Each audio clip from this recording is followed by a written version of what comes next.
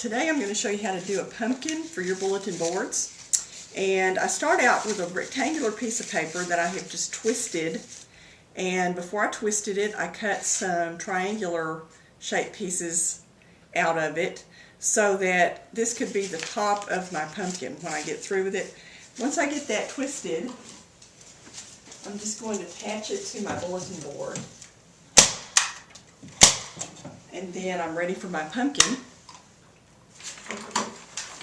All I did to do my pumpkin is to take a rectangular sheet of paper, and this can be any size. If you want a small pumpkin, you start out with a small rectangle. If you want a huge pumpkin, just make your paper bigger. And what I did was just pleat that.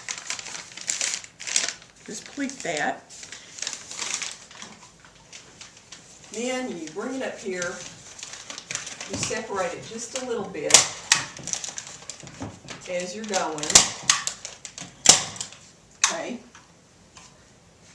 Then you bring it down.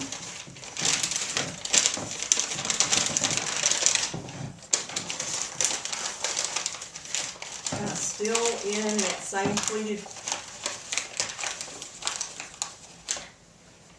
form. Go in behind and staple. And then once you've stapled, you can come back, pull your pumpkin out. Just pull some of the pleats out to form the shape of your pumpkin. Do a few staples here and there where you need to. Bring the end of your stem to the top of your pumpkin like this. Staple it in place. Then, just for finishing touches, you can go back and add a few leaves.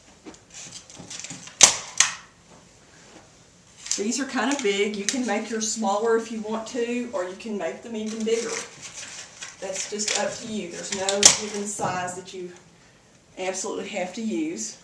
Add your finishing leaves, and there you have pumpkins for your bulletin boards and hallways. Thanks a lot for watching, and we'll be coming out with some new videos soon. Thanks.